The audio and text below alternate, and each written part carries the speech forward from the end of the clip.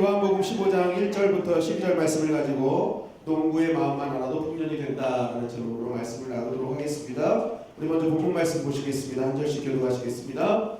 나는 참 포도나무요 내 아버지는 농부라. 무릇 내게 붙어 있어 열매를 맺지 아니하는 가지는 아버지께서 그것을 제거해 버리시고 무릇 열매를 맺는 가지는 더 열매를 맺게 하려 하여 그것을 깨끗하게 하시느니라. 너희는 내가 일러준 말로 이미 깨끗하여졌으니 내 안에 거하라. 나도 너희 안에 거하리라. 가지가 포도나무에 붙어 있지 아니하면 스스로 열매를 맺을 수 없음 같이 너희도 내 안에 있지 아니하면 그러하리라. 나는 포도나무요 너희는 가지라. 그가 내 안에 내가 그 안에 거하면 사람이 열매를 많이 맺나니 나를 떠나서는 너희가 아무것도 할 수 없습니다. 사람이 내 안에 거하지 아니하면 가지처럼 밖에 버려져 마르나니 사람들이 그것을 모아다가 불에 던져 사르느니라. 너희가 내 안에 거하고 내 말이 너희 안에 거하면 무엇이든지 원하는 대로 구하라. 그리하면 이루리라. 너희가 열매를 많이 맺으면 내 아버지께서 영광을 받으실 것이요 너희는 내 제자가 되리라. 아버지께서 나를 사랑하신 것 같이 나도 너희를 사랑하였으니 나의 사랑 안에 거하라. 내가 아버지의 계명을 지켜 그의 사랑 안에 거하는 것 같이 너희도 내 계명을 지키면 내 사랑 안에 거하리라. 내가 이것을 너희에게 이르면 내 기쁨이 너희 안에 있어 너희 기쁨을 충만하게 하려 함이라. 내 계명은 곧 내가 너희를 사랑한 것 같이 너희도 서로 사랑하라 하는 이것이니라. 아멘. 한번 따라하실까요? 농부의 마음만 알아도 풍년이 된다. 네. 여러분 말씀을 시작하기 전에 제가 여러분에게 한 가지 질문하겠습니다. 여러분 믿음이 무엇입니까? 믿음. 말하는 것에 실상이요 보이지 않는 것에 진노라. 아, 할렐루야. 네. 좋은 믿음은 무엇입니까? 말하는 것들의 실상이. 네. 우리가 믿음이 뭐예요? 좋은 믿음이 뭐예요? 라고 말하면 물어보면요, 사실은 이게 되게 애매한 겁니다. 아는 것 같은데 이걸 말해도 되는 건가? 그리고 또 말할 때 하나님을 의지하는 겁니다. 하나님을 전적으로 신뢰하는 겁니다. 그런데 여러분 생각해 보세요. 내가 하나님을 전적으로 신뢰합니다. 하나님을 의지합니다. 이게 믿음인가? 하나님이 기뻐하시는 믿음인가? 정말 그럴까요? 여러분, 사람은요, 내가 하나님을 전적으로 의지합니다라고 했을 때 그 사람이 전적으로 말하는 것과 이제 내 옆에 있는 사람도 나도 하나님을 의지합니다라고 말하는 그 사람의 의지와 의지를 보면 크기와 넓이가 다릅니다. 왜 그런지 아십니까? 내 기준으로 생각하기 때문에 그렇죠.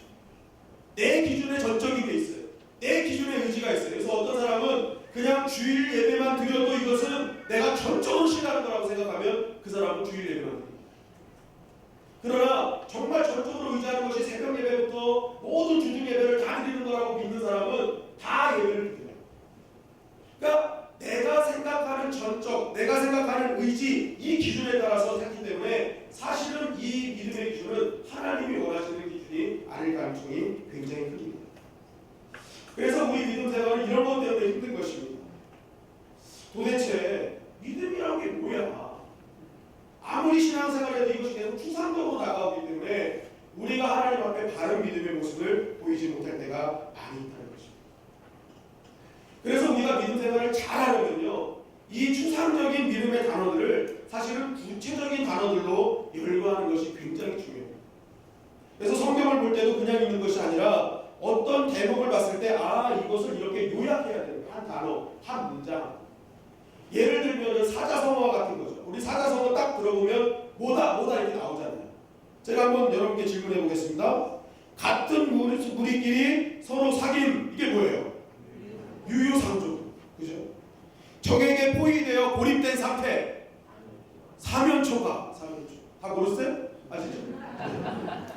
끝에 낙이 온다, 오진감래. 이거는 딱 얘기하면 어떻게 해요? 머릿속에 딱 들어오는 거예요. 딱 들어와요. 어떤 아이들에게 물어봤답니다. 술 먹고 길거리에서 떠들면서 사람들을 잠 못 들게 하는 행위가 뭐냐라고 했더니 예를 주시죠. 힌트를 주시죠.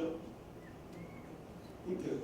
자, 술 먹고 길거리에서 떠들면서 사람들을 잠 못 들게 하는 행위 뭘까요? 고성방가죠. 근데 아이들 대답이요. 고음불가, 이럴수가, 미친 건가. 근데 마지막 아이가 이렇게 했대요. 아빠인가? 그랬대요. 아빠인가? 엄마인가 안 나온 게 다행인 줄 알아요. 엄마인 게 안 나온 게 다행이야. 아빠인가? 그러니까 여러분 이게 우리가 어떤 단어를 딱 들으면요 한 번에 딱 나오는 개념이 있단 말이에요. 신앙생활도 마찬가지라는 거죠. 우리가 좋은 믿음 생활을 하기 위해서는 이런 추상적으로 내 머릿속에 떠도는 추상적인 어떤 개념들을 내가 어떻게 해요? 구체적인 단어로 바꾸는 것. 그럴 때 우리가 바른 믿음 생활을 할 수 있는 것이죠. 간단한 예를 들어보면 믿음이란 무엇일까? 바로 첫째는 순종이라는 것이죠. 믿음은 순종이다. 믿음은 하나님 말씀에 대한 순종인 것이죠. 왜냐하면 어떤 사람에 내가 어떻게 막 얘기를 해요. 그럼 그 사람이 나를 믿는다고 얘기합니다.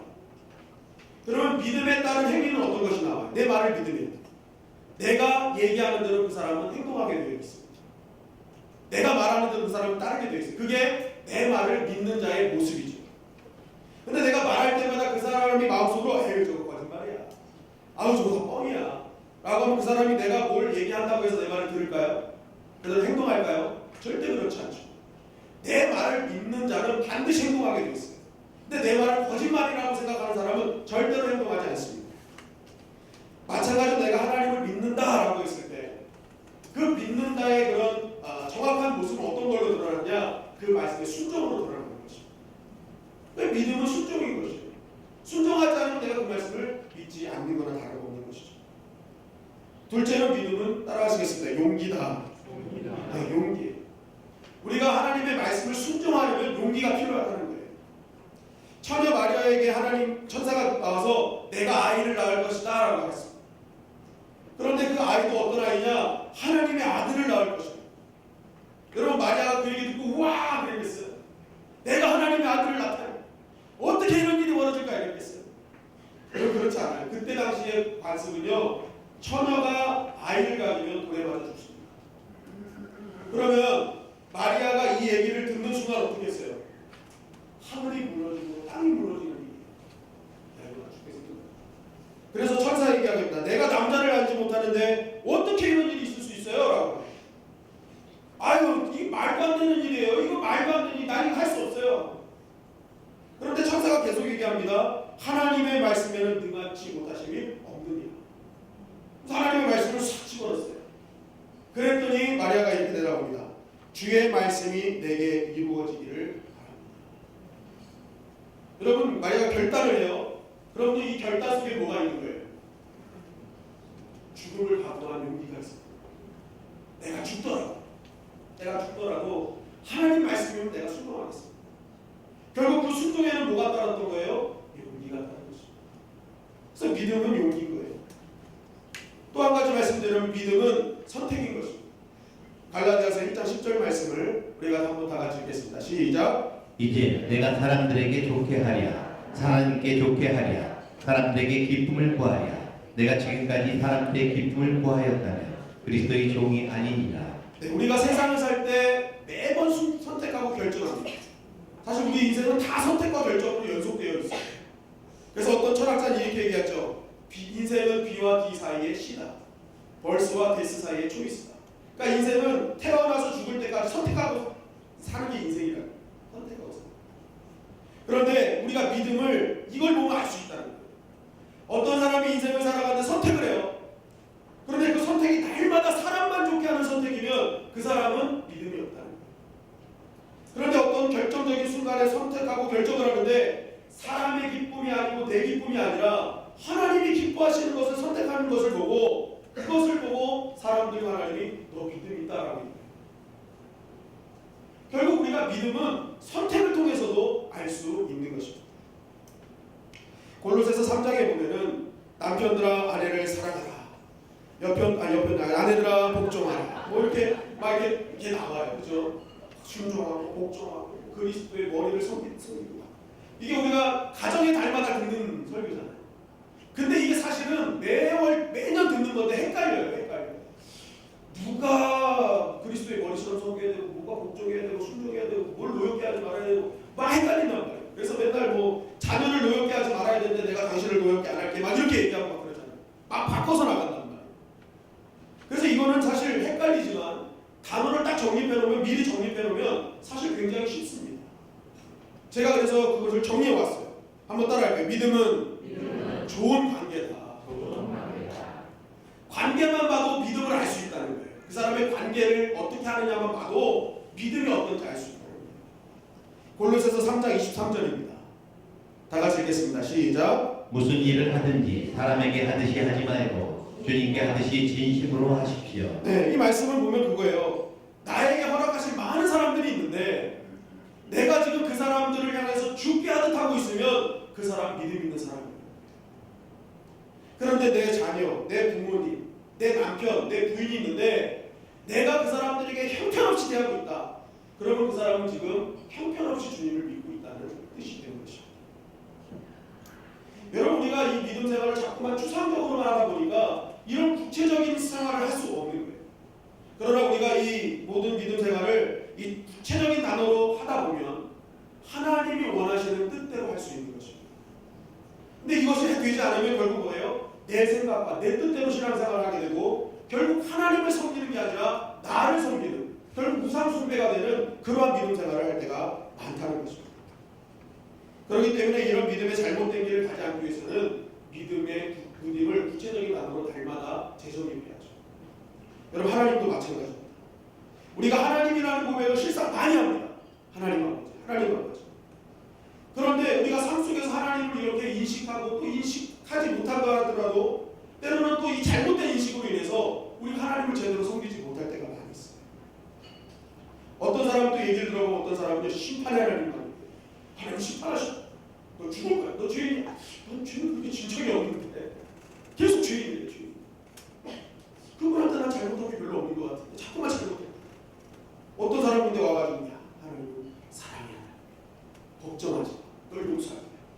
그럼 이 사람이 이제 앞으로 기도할 때 헷갈리는 것입니다. 죄를 짓고 나서 내가 심판의 하나님을 믿어야 돼.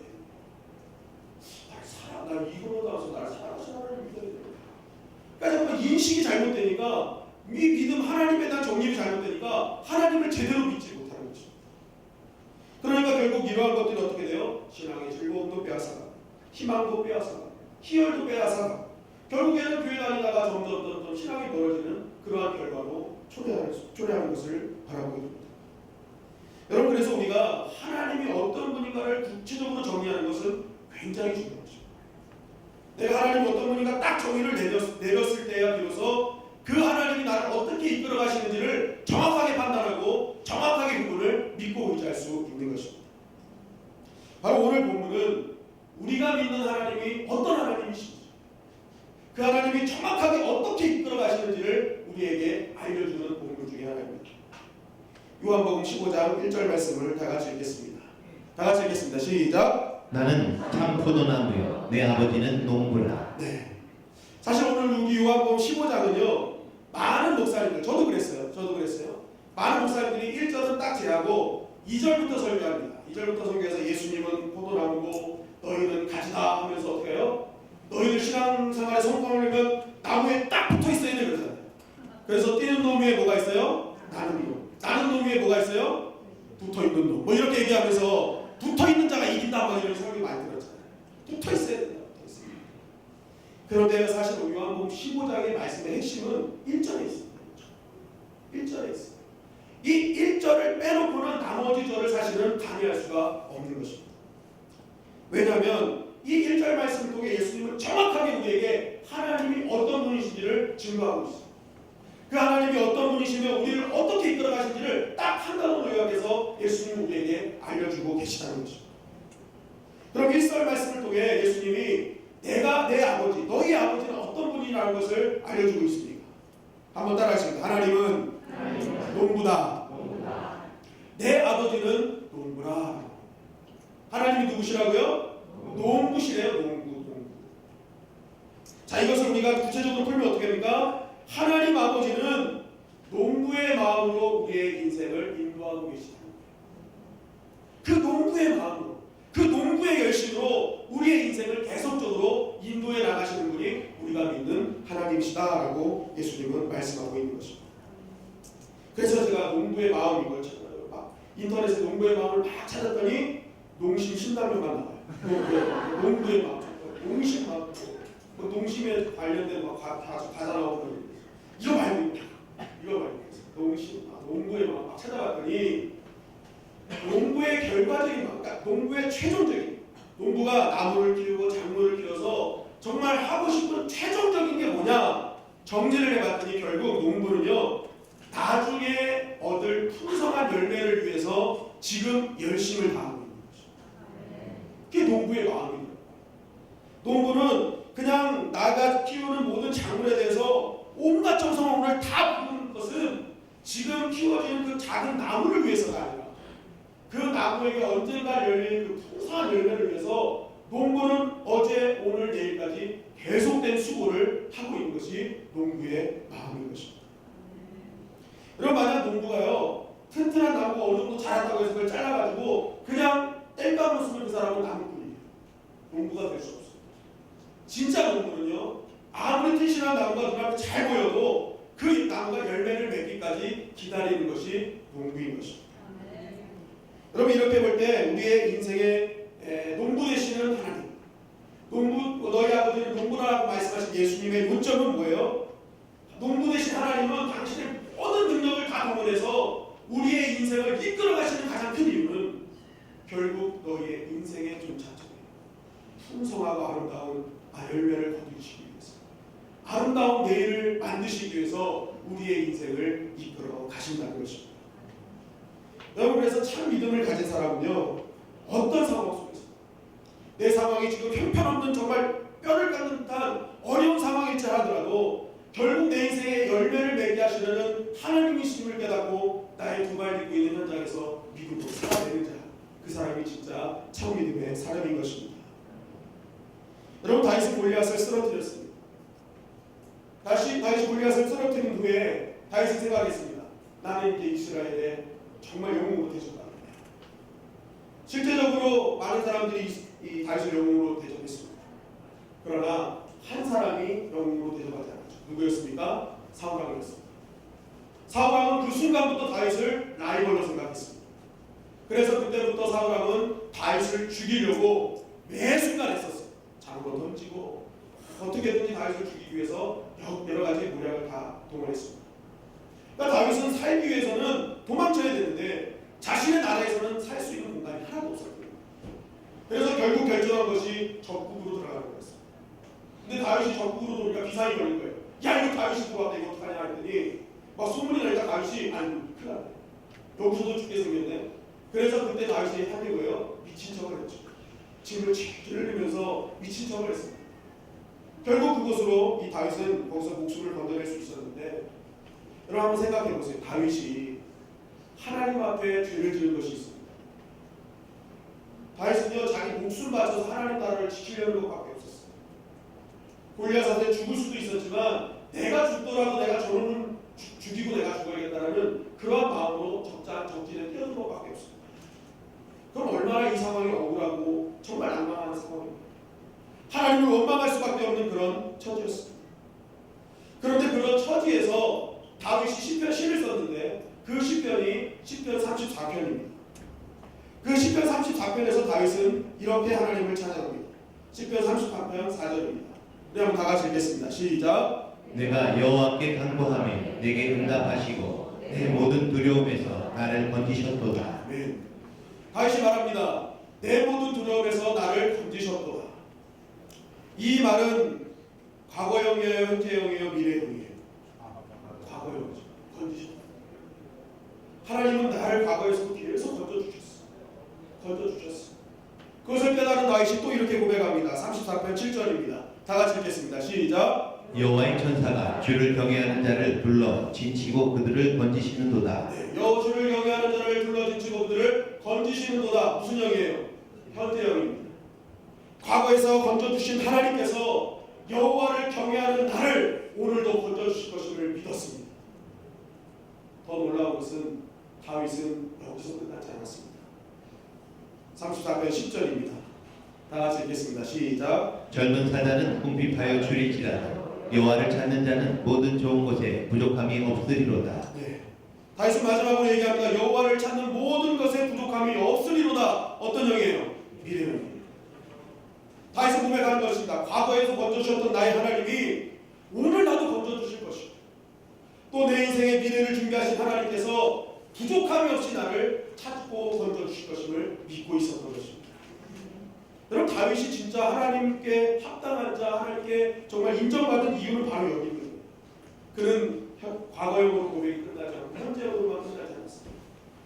앞으로 미래의 나의 인생을 책임져 주시고 풍성해 주실 그 하나님을 믿었기에 다윗은 그 상황을 믿음으로 견뎌낼 수 있었던 것입니다. 한마디로 다윗은 농부이신 하나님을 기억하고 있었던 것입니다. 여러분 다윗이 이것이 정말 평안한 가운데서 했던 시라면 우리 그냥 읽지 않아요. 그러나 어렵고 힘든 희망이라는 티끌만큼도 없는 그 자리에서 미래를 고백하는 이 다윗의 고백은 오늘 우리에게 시사하는 바가 굉장히 큰 것입니다. 내일 역사하신 하나님에 대해서 하나도 의심하지 않았던 것입니다. 어제의 하나님이 오늘의 하나님, 오늘의 하나님이 내일의 하나님으로 반드시 역사될 것임을 믿는 그 믿음, 그것이 농부이신 하나님을 믿는 그러한 믿음의 사람인 줄 믿습니다. 그럼 믿음의 삶을 산다는 것은 바로 이것입니다. 지금 내 삶의 모든 것, 어떤 자리에 있든지 간에 그건 역시 하나님께서 아름다운 내일을 위해, 나의 아름다운 인생의 풍성한 열매를 위해 이끌어 가시는 기간임을 우리는 믿는 것, 그것이 진짜 하나님을 믿는 것입니다. 내 자녀를 봐도 마찬가지. 맨날 눈물 나게만 하고 아프게 하고 힘들게 하는 그 자녀지만 그 자녀를 볼 때마다 어제도 그 자녀를 지키시고 오늘도 지키시는 하나님께서 앞으로 이 자녀를 통해 풍성한 열매를 거두게 하실 것이라는 믿음을 갖고 그 아이를 믿음으로 양육하는 자, 그 사람을 통해서 농부신 하나님이 자녀의 아름다운 열매를 거두게 하시는 것입니다. 여러분 그것이 농부신 하나님을 믿는 것입니다. 여러분 지난주 한 청년의 귀한 플로잉을 받았어요. 이게 뭐냐면 굉장히 재밌는 감동적인 공연을 한 가지 소개받아서 몇 명의 청년들과 함께 가서 이제 이렇게 보고 왔는데 그게 페인터라는 공연이 있어요. 페인터. 보시는 분들도 있겠지만 이 공연이 매년 100만 명 이상 보는 공연입니다. 난타 이후 한국에서 하는 최고의 공연이라고 극찬을 받아서 지금 전 세계적으로 이렇게 나가서 공연을 하고 특별히 작년부터는 고등학교 미술교과서에 편제될 정도로 정말 재밌더라고요. 너무 감동적이더라고요. 막 모든 걸 다 갖추고 있어요. 그런데 제가 이 공연을 되게 감동적이게 봤지만 정말 감동적인 것은 이 공연을 처음부터 기획했던 그 김진규 감독이라는 그 감독의 간증을 듣고 굉장히 은혜를 많이 받았습니다. 굉장히 감동을 많이 받았는데 이 간증을 보면요, 이 세계 최초로 이제 드로잉 쇼라고 그림 그리면서 쇼를 해요. 춤도 추고 막 그러는 거거든요. 이 드로잉 쇼가 어떻게 시작되냐면 본인은 이제 계속 미술만 하고 자라서 미술 교수로 있는데 미술이 너무 싫대요. 내가 이거 왜 하고 있지? 막 그래서 하루는 그냥 심심해가지고 혼자서 춤을 추면서 이렇게 그림을 그렸대요. 그랬더니 뒤에서 친구 교수가 아유 쇼하고 있네. 그래가지고 오! 그래 쇼를 하자 했대요. 쇼하고 있는 소리 듣고 오 그래 드로잉 쇼를 만들자 해가지고 만든 쇼가 드로잉 쇼예요. 그렇게 시작을 했는데 이게 세계 최초로 하다 보니까 아무런 어떤 네임밸류가 없잖아요. 어떤 인지도가 없잖아요. 그러니까 아무도 투자를 안 하는 거예요. 그래가지고 이제 본인의 그 월급을 다 투자하고 집도 다 투자하고 그러면서 모든 재산을 다 쏟아부어서 만들어내는데 6년이 지나도록 뭐가 만들어지지 않아요. 그런데 이렇게 하다 보니까 결국 어떤 일이 벌어지느냐, 돈도 잃고 건강도 잃고 가족도 잃게 돼요. 아무것도 남지 않아요. 그러면서 자기한테 공황 우울증이 오기 시작하고 공황장애가 오기 시작하고 심지어는 공황 마비까지 와가지고 벽에서 검은 손이 나와가지고 자기를 붙잡아. 그런 일들이 막 벌어지고 있습니다. 그래서 이거 어떻게 해야 되나 막 매일매일 하루하루 근심과 두려움 속에 살고 있는데 어느 날은 병원에 갔더니 아무런 이상이 없다. 그래가지고 어떻게 할지 하고 있는데 또 집에 왔더니 또 집에서 벽에서 검은 손이 자기를 붙잡고 그러는 거죠. 그래서 이분이 너무너무 무서워서 입을 확 뒤덮고 가만히 있었대요. 그런데 갑자기 그 순간에 귀에서 할렐루야 할렐루야 할렐루야 할렐루야라는 소리가 계속 들려오더라고요. 자기는 예수님의 예자도 몰랐대요. 그리고 심지어는 예수님을 믿는 사람을 핍박하는 사람이에요. 그런데 그 사람은 할렐루야 할렐루야 할렐루야 그러면서 자기가 순간 기절했는데 어떻게 기절했냐, 한 줄기 빛이 자기를 팡 쏘더라는 거예요. 그래서 그 자리에서 확 기절을 해버려요.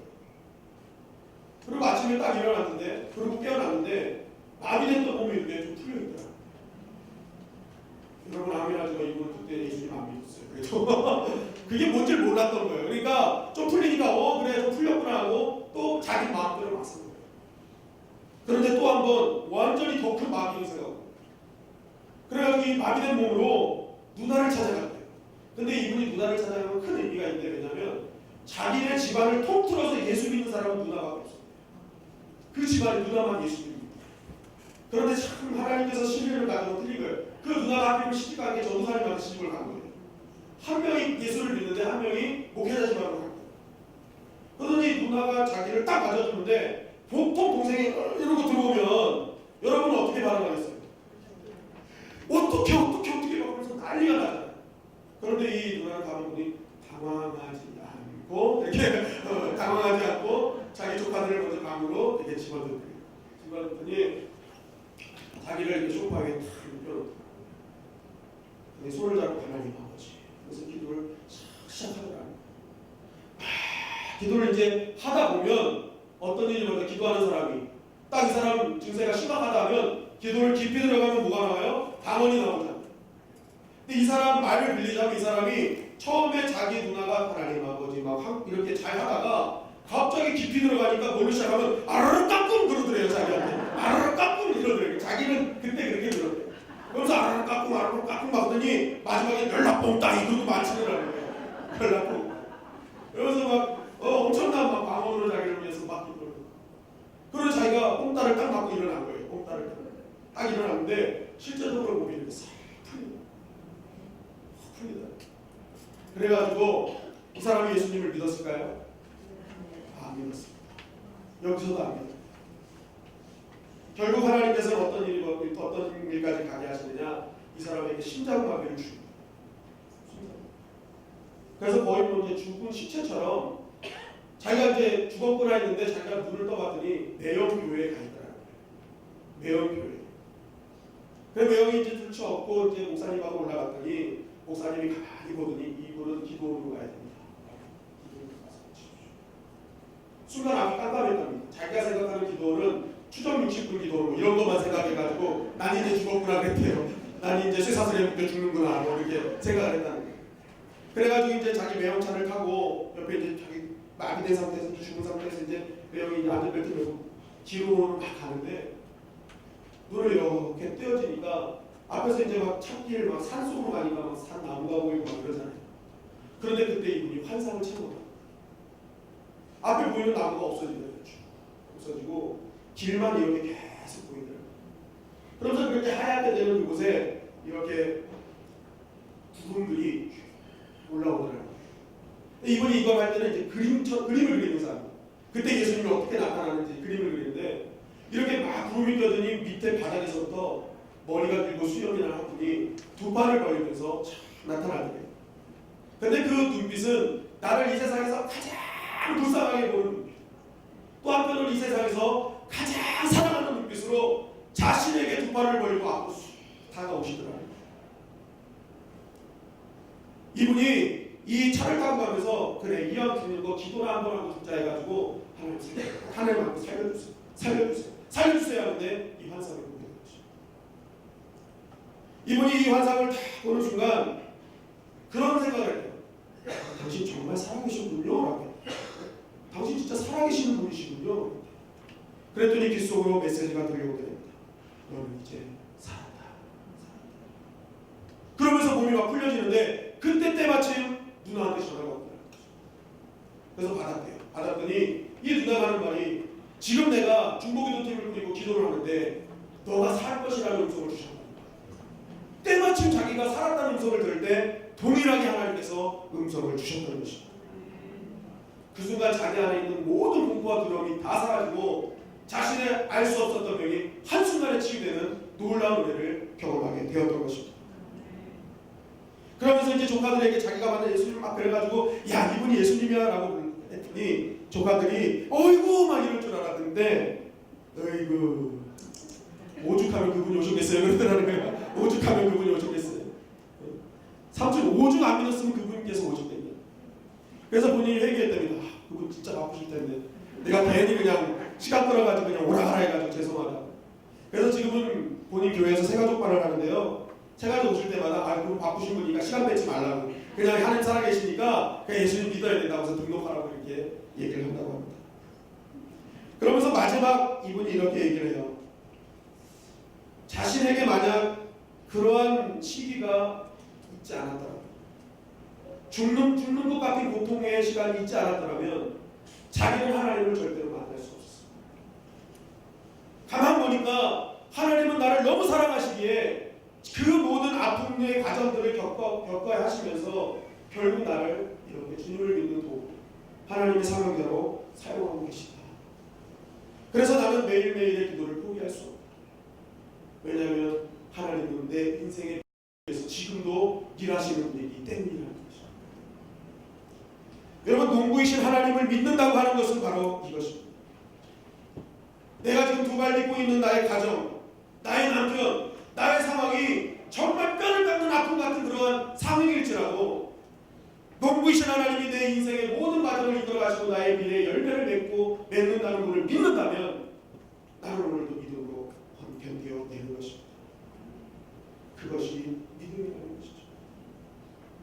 여러분, 농부이신 하나님께서 내 인생의 아름다운 내일을 위해, 내 인생의 유익을 위해 하나님은 반드시 때가 되면 물을 주시고 때가 되면 비료를 주시고 병중에도 막아주실 줄 믿습니다. 그게 농부 되신 하나님이신 것입니다.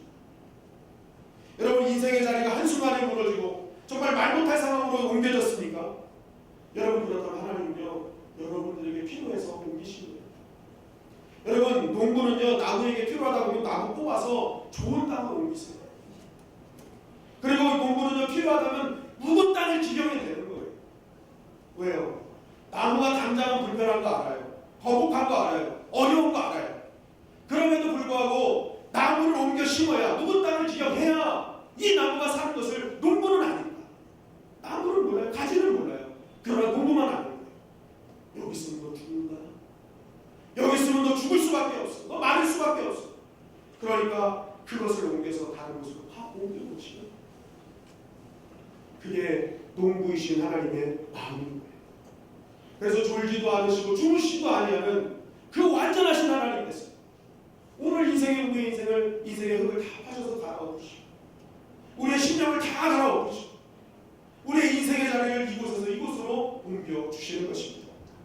나를 살리시기 위함인 것입니다. 그렇기 때문에 농부는 절대로 나무나 가지에게 해로운 것을 주지 않아요. 다 유익함을 위해서 주는 것입니다. 마찬가지로 농부이신 하나님 우리에게 주시는 것은 다 우리의 유익을 위해서 주시는 것인 줄 믿습니다. 지금 당장의 병중에도 사실은 우리가 보면은요 그 해로운 감이에요. 또 나를 아름다운 미래로 바꾸시려는 하나님의 계획 속에 있는 거예요. 그리고 때가 되면 그 병중에를 완전히 해결해 주시습니다. 정말로 살아계신 하나님이 누구신지를 바라보게 하시는 것입니다. 여러분이 진정으로 농부이신 하나님을 믿는다면, 그 마음을 안다면 지금 여러분이 처하는 상황이 어떠겠지?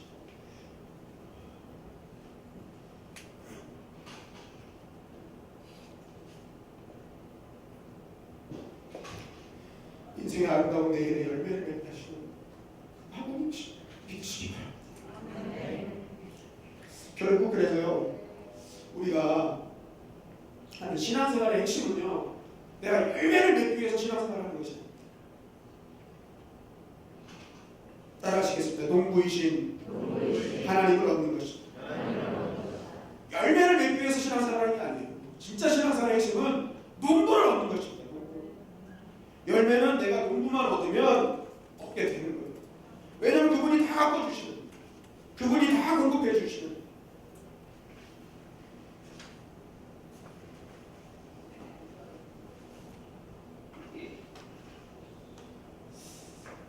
모든 능력을 갖고 계신 그분이 우리를 다 책임져 주시는 거예요. 결국 가제의 운명은요 농부를 얻을 수 있느냐 없느냐에서 갈리는 것입니다. 그렇다면 우리가 농부를 얻기 위해서 어떻게 해야 될까?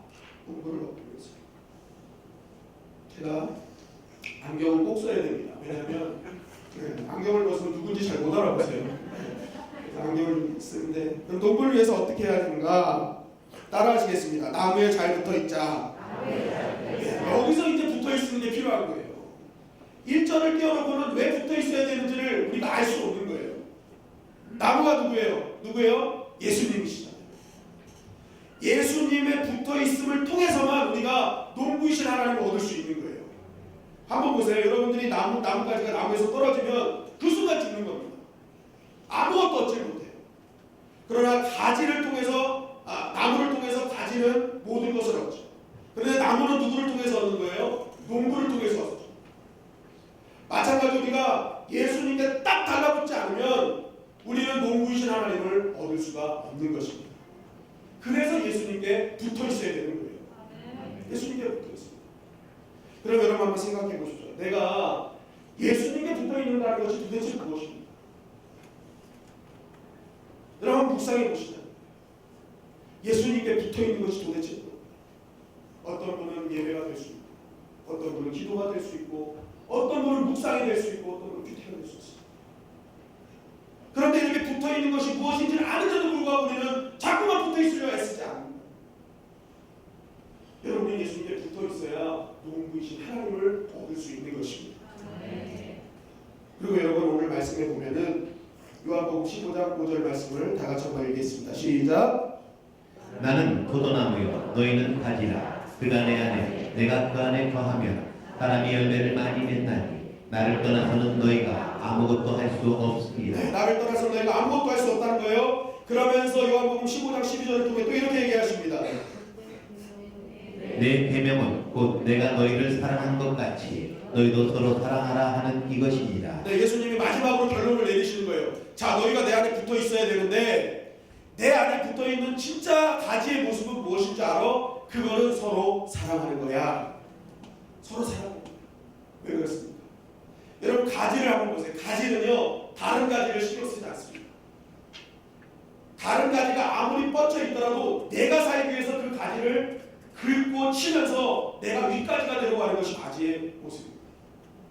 그러니까 가지들은요 양보하지 않아요. 내가 살 수 있으면 옆에 있는 가지 막 아프게 하고 힘들게 하고 어렵게 해요.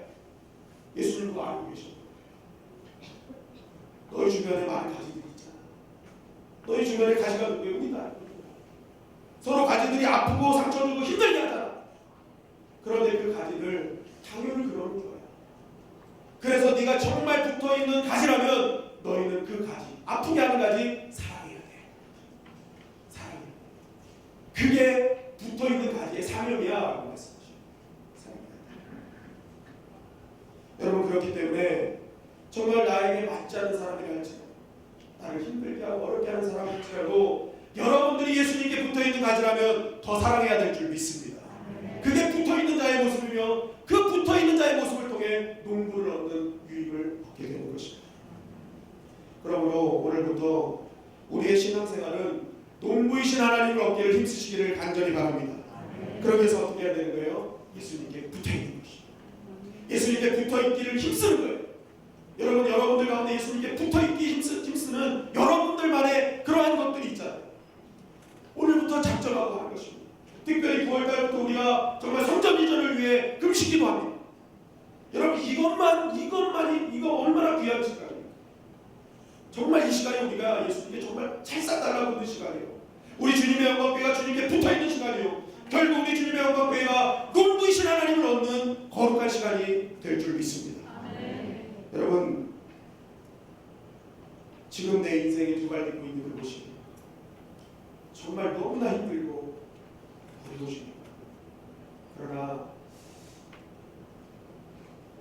농부이신 하나님께서 그 두발 딛고 어렵게 있는 그 자리에서도 우리의 유익을 위해서 오늘도 열심히 하고 계십니다. 여러분들의 푸수한 필요했습니다. 가지는 농부만 얻으면 됩니다. 농부를 얻기 위해 더욱 예수님 잘 믿는 저와 여러분들이 되시기를 주님의 은혜로 간절히 축원합니다.